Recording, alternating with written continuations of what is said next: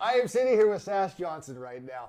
Actually, we are in Oklahoma filming Truth Between Lines, and because of how diverse she is, I'm going to let her introduce herself. So please, Sash, introduce yourself. Okay, well, I'm Sash Johnson. I'm the owner of Choctaw Websites, which is a website development and marketing company here in southeast Oklahoma. Choctaw is the tribe that I belong to. I'm a Native American, and I belong to the Choctaw tribe, which is most of southeast Oklahoma is Choctaw Nation. And I'm also a grandmother and a happy homeowner here in Oklahoma. Very good. Yeah, and going back to discovering your heritage and everything. So we knew each other back in California. I hate to say that, but we used to live there, and we did a lot in the business community. We were in the Chamber of Commerce, and a lot. Just with her background, advertising and marketing, it was a natural fit for everything going on. So, talking a little bit about business-wise, your move to Oklahoma, discovering your heritage, and kind of where you're at right now in life. Well, so we traveled. We lived in California for most of our lives, my husband and I.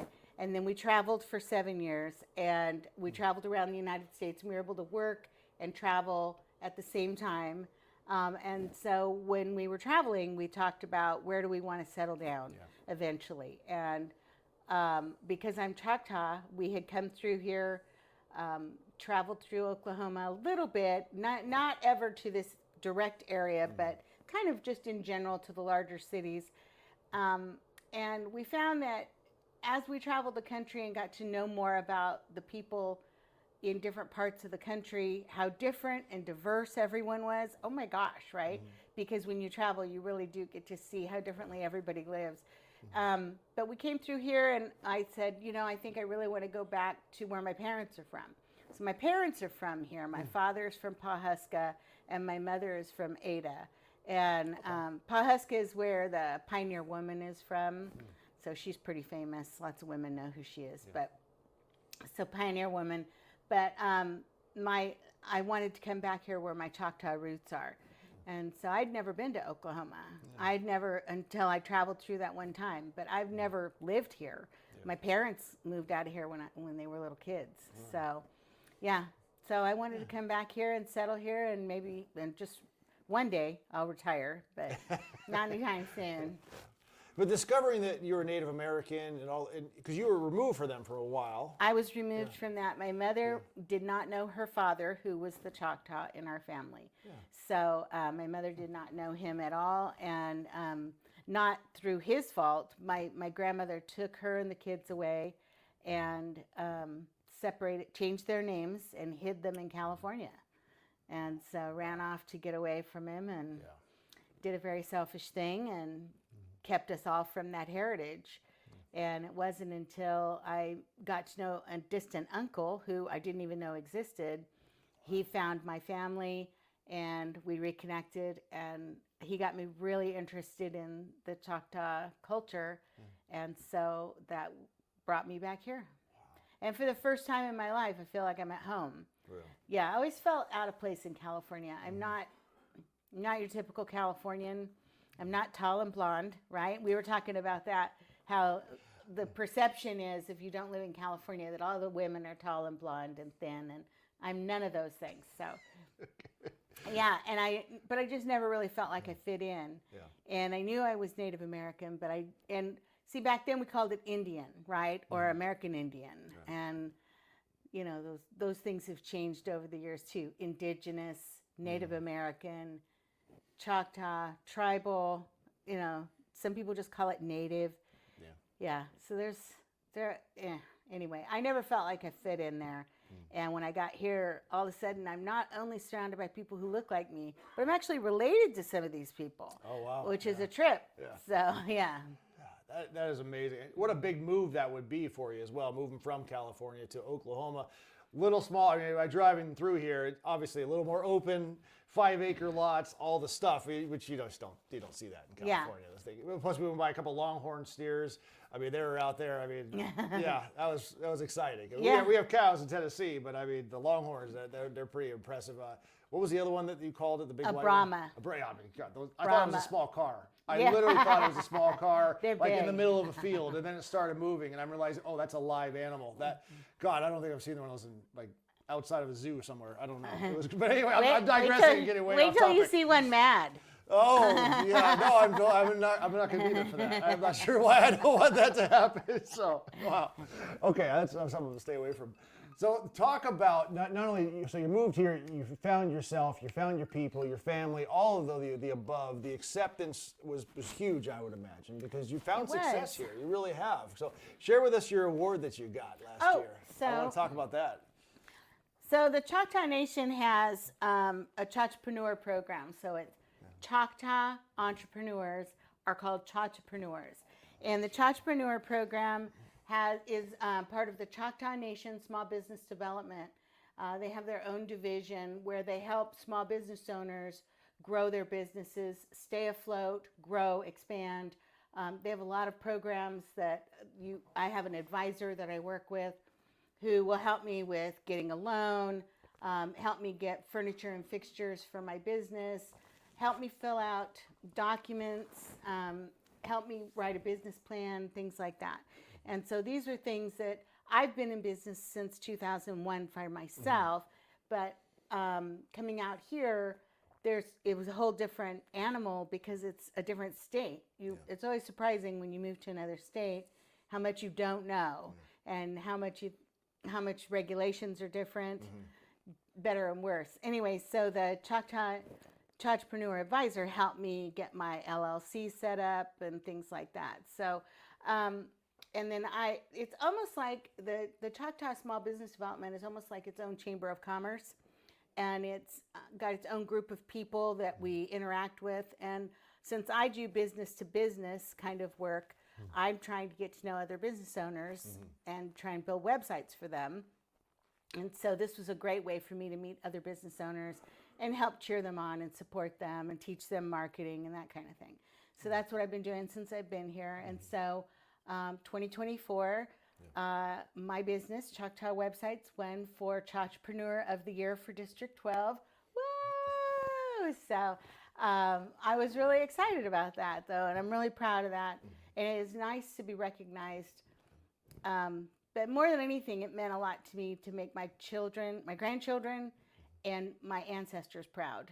I wanted to come here and bring all this business experience that I've had over the years, through all the people that I've met and worked with in the past, be able to give that back to, it's 20 years ago here in Oklahoma. California is way more advanced in the way that things are done. People don't have websites out here, which shocks me. They just have a Facebook page and they're like, well, I have a Facebook page. And they're not as up on things as you are in like a big city. And that's not bad or good. It's just different. Yeah. But it's nice to be able to help bring them kind of into the future a little bit. Yeah, amazing. Okay, well, talking about the future, let's talk about the past. One thing you wanted to talk about before we got on camera was the McGirt ruling.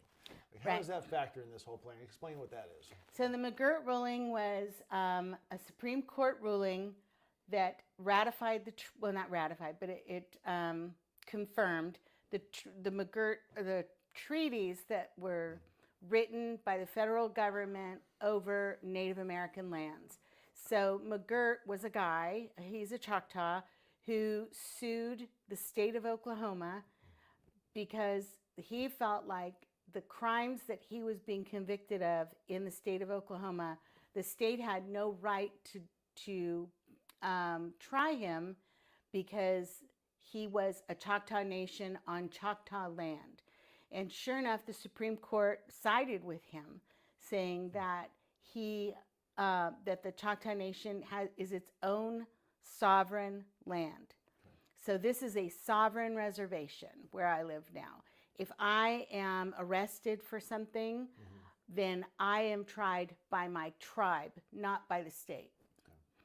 Okay. If Steve, my husband, were to beat me, he actually gets tried by the Choctaw because it's a crime against a tribal person. Okay. So but even though he's not a tribal citizen. But it happens on land, though, here.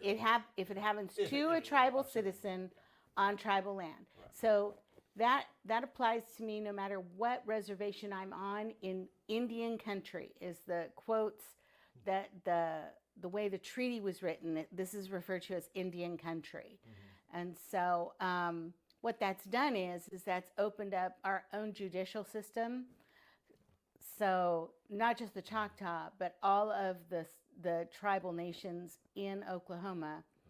Oklahoma used to be called Indian Territory. Before it was the state of Oklahoma, it was Indian Territory. And tribes were pushed here on the Trail of Tears from all around the country. And they were pushed here and they were set up on their own land.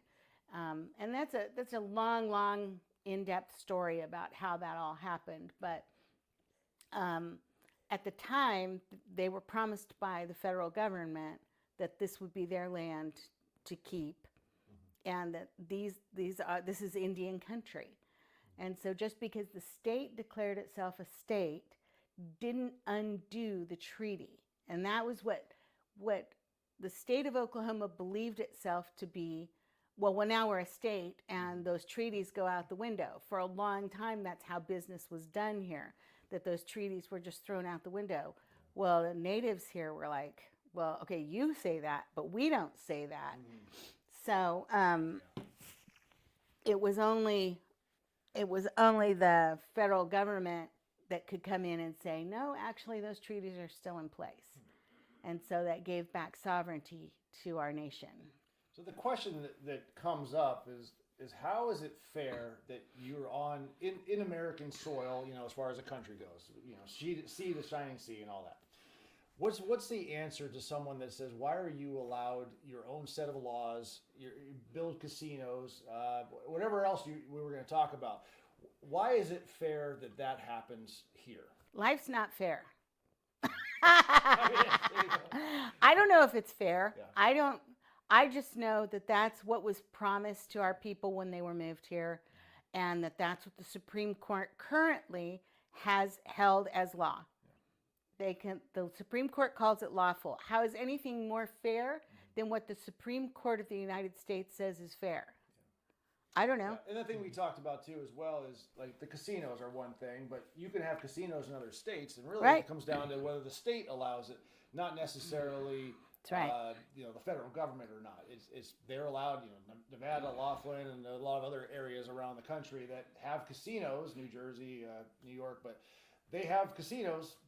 Nothing to do with Native American or anything else, but they decided that they were okay having gambling and casinos in that area. So really it comes down to a state decision as opposed to federal government. So I wanted to dispel and answer that question for a few people that were asking about that, I think, going forward. So talk to us more about the other benefits kind of you have. Because I'm wondering, too, from everything I'm hearing and discussing, do you think being Native American, Choctaw in particularly, is more of a, should I say, religion per se, or is it a mentality or an identity? How do you feel about that? I guess if you had to classify it as one of those things, it's an identity. But I guess everybody sees these things differently. So oftentimes people will identify, are you an American? Are you gay? Are you transsexual? Are you a woman? Are you, and which cloak do you want to put forth first, right? Which is my outer coating? What comes first? What's the core of who I am? So for me, I'm an American first. Now, a lot of natives will not like me to say that. They would, oh no, that's you're violating some. You know what? That's just me. I'll do me. You do you, and I'm an American first. My father raised me to be a very patriotic person. I love this country. I am committed to being an American. I am a Native American. That is a classification within the United States that I am, right? Some of my people are Choctaw. Some of my people are Scots-Irish. I am a descendant of George Washington's family. I am also a descendant of some Revolutionary War heroes. So And you proved that too through genealogy. I did. You're not just making that up. Yeah, I have all my genealogical records for that. Yeah. So I can join the Daughters of the American Revolution as well. Does does one outrank the other?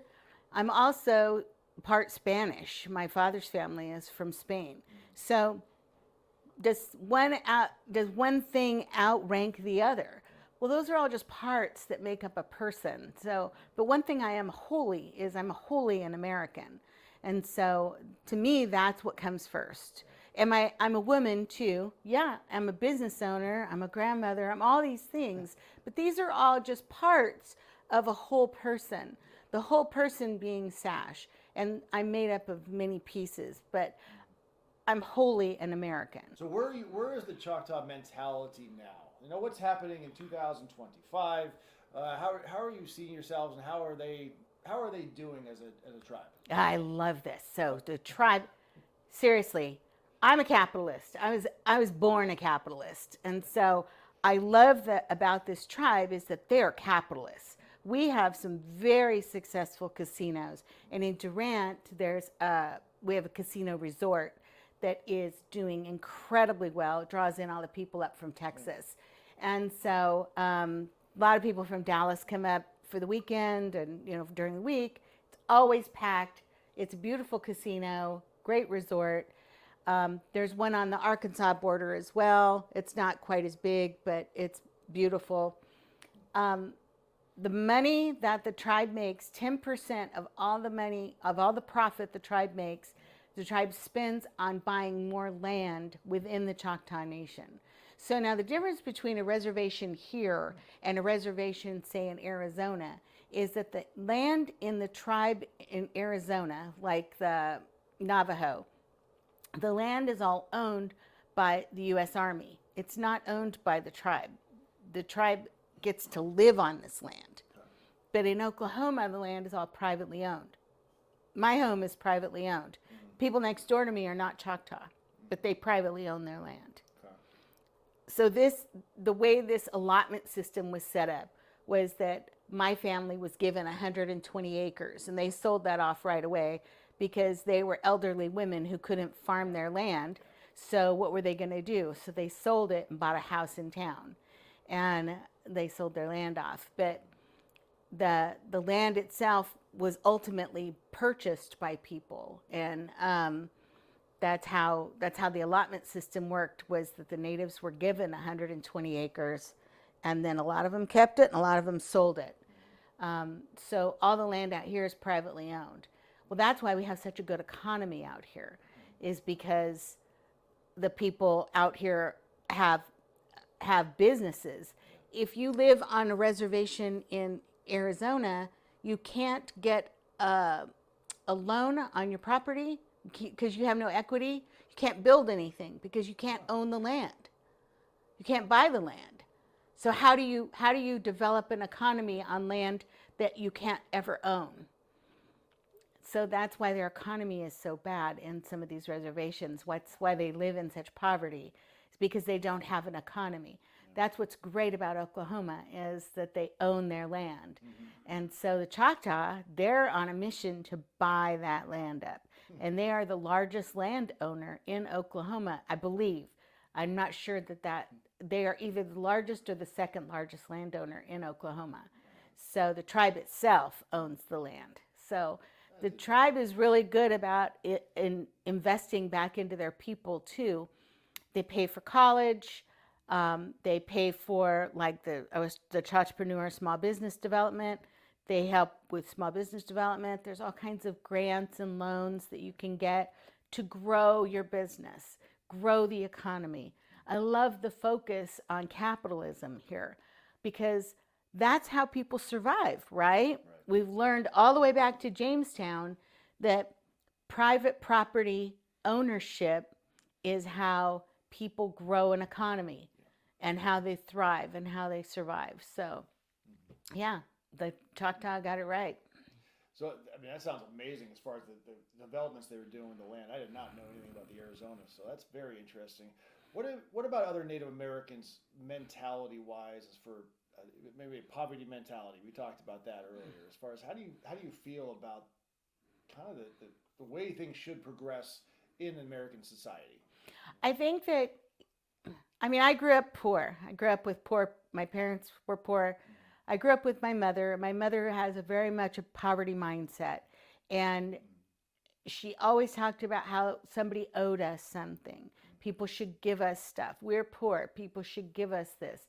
People should give us that. When I was a little girl, I remember watching the Jerry Lewis telethon and wanting to give money to them. And my mother yelled at me and said, somebody should be giving us money. We don't give our money away. We don't have enough money. People need to give to us. We're poor.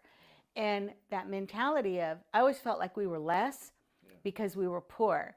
But my brothers, they really embraced that. Somebody should give to me. Somebody should do for me. And I my sister and I both have really rejected that mentality, and we've become people who do for themselves, you know. And it's a mindset that you have to, I just didn't want to be stuck being poor. So I brought myself up and away and became a business owner and worked for myself. And when I couldn't find a job back in 2007, when I had left one business and I was looking for another job, I actually had to go find a job and make up a job for somebody to give me a job. You know, I was like, hey, I'll sell advertising for you. And that's how I got my job working for Steve was I went to him and said, hey, let me sell advertising for you, because I took my skill set and did that. But you have to just, the people out here are kind of a mixed bag. They're hardworking people out here in Oklahoma. People are more industrious out here. They're less about sitting back and getting a check. The Choctaw doesn't give a check to its tribal members. There's a lot of services that are available. There's health care, there's child care, there's Head Start, there's food, commodities, there's all kinds of programs. They put a new roof on my house when my roof got destroyed, things like that. So there's a lot of programs that they'll help you, but it's always a hand up, not a hand out. So we start talking about college and Head Start programs, even child care will allow people to have a job or whatever else. I mean, those are the foundations of growing out and helping yourself and not being a victim or poverty mentality. They have a career development program, but they'll pay for me to get certified in anything I want to get certified in that's employment related. Right. So if I want to become a certified welder, they'll pay for me to go become a welder. I think you should. I can just see me doing that. Don't start, because I just might, just because you said I can't. Knowing you probably would, like, you know what, today I'm going to do this. You would be successful. Just because you said I can't. Exactly. Well, speaking of that, I mean, what do you think of when someone says to you, hey, you are a woman, you're a person of color, you should be doing this? And insert this somewhere, wherever you want to talk about. So just recently, I had a cousin, after Charlie Kirk was murdered, I had posted something on my Facebook about how sad I was. And I had a cousin who said, I can't believe you would think highly of this, blah, blah, blah, and called him all these names. And I asked her, please don't talk poorly about Charlie Kirk on my page. If you want to talk poorly about him, do it somewhere else. And she said, I cannot believe you, a woman of color, could think that this is a decent human being. And I just unfriended her. I just blocked her, because I'm not going to argue with somebody over that, because you can't talk to somebody like that. But I am so much more than just the color of my skin and being a woman. I mean, does being a woman put me in some sort of lesser place than a man? Or do I have some obligation because of my genitalia that I must think a certain way? I mean, that was this mentality of I should vote for Kamala because I'm a woman. Holy cow, what does that have to do with it? And we have all heard it. Should I vote for a man because I'm a man? Should I vote for a woman because I'm a woman? That's retarded. I'm sorry. That is just retarded thinking. And it is so fundamentally incoherent to think that way. The color of my skin has nothing to do with, my brothers are all lazy, no job having, losers. And they have the same color skin I do. So what does that say about them? We grew up in the same house of the poverty mindset. We could not be any more different as human beings. So should I think like them? Should I just sit around and wait for somebody to give me a check? I'm just not that way. So I don't know. I was just so offended. I get so offended by that. You are what you make your life to be. Yeah. So take some ownership. Now, speaking from a Native American standpoint, now obviously you can't speak for everybody, but I was wondering about the naming of things. Okay, we're talking about the NFL, the Washington Redskins. We're talking about the Cleveland Indians for baseball. There's a bunch of other Native American names out there. What are your thoughts on that? Do you even have any? I'm not offended by that at all. I don't have a problem with it because I'm not personally offended by the Washington Redskins. I don't understand people being offended by that stuff. Now, if you're going to wear my native regalia as a costume, so the clothing that we wear to our powwows, the women have their own, it's called regalia. It's not a costume, it's regalia. That's a religious thing, right? It's no different than a priest or a nun wearing a habit, right? Or a priest's robes, the whole thing. And the regalia is religious. It's personal. It's cultural. That kind of thing, that's different. I don't take too kindly to women wearing Indian headdresses because they think it's cool looking. I mean, that's somebody's religion right there. That's different. But words, we've got to all stop being so worried about words, about these, about somebody getting their feelings hurt by a word. I believe in freedom of speech. We should be able to just use words the way we want to use them, and don't tell me what I can and can't say. Just like I'm not going to tell you what to name your business, don't tell me what to name mine. That's a good point. It is a business overall. It's still they're businesses. Yeah. Yeah, and personally, not that my opinion matters, but it's like I don't really care. You don't name a team for a weakness or some other aspect. They do it to strike the fear in the opponent kind of deal. I mean, right. The Florida State Seminoles are a perfect example. I mean, their proud heritage of being a Seminole, and which has already been signed off in writing, saying it's okay to use their name and likeness. That's the whole idea behind pushing it out there. Right. Yeah, right. It was something I wanted to bring up to address. So, talk to us about the rest. I mean, as far as the future, what happens next? Where are we at? What do you mean, with the Choctaw Nation? Yeah, pretty much anything. With Sash Johnson as well. Where are you at with things? Where am I at with things? I want to hear what's next for you.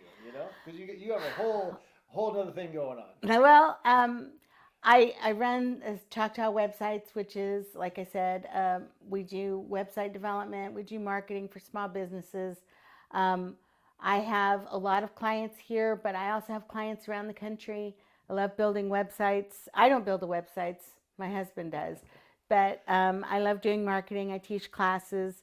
I love helping my community grow. My community doesn't necessarily mean vicinity, it means the people, small business owners who need help, who need growth. So we love helping our clients grow, and that's all I think about for the most part is business. So I think about business a lot, actually. Well, very good. Yeah, you've made an amazing life here in Oklahoma. Again, we met back in California all those years ago. It seems like such big changes for both of us overall, and I'm proud of the success you've had, and I know how hard you've worked with different things as well. I only look like I'm working hard. I'm not working hard. Is that right? Yes. Yeah. Speak of that too, you did travel a lot as well, which I thought. You want to talk about boondocking or anything else? Oh, well, I traveled for 7 years. My husband and I, we lived on our motorcycles for the first 3.5 years, and then we lived on in our RV the second 3.5 years. And in the RV, we lived off grid, which is boondocking, is what they call that. And we have a website called boondockersbible.com, and it's all about how to live in an RV off grid. And so a lot of people don't know what the laws are, where you can camp, or all those kind of things.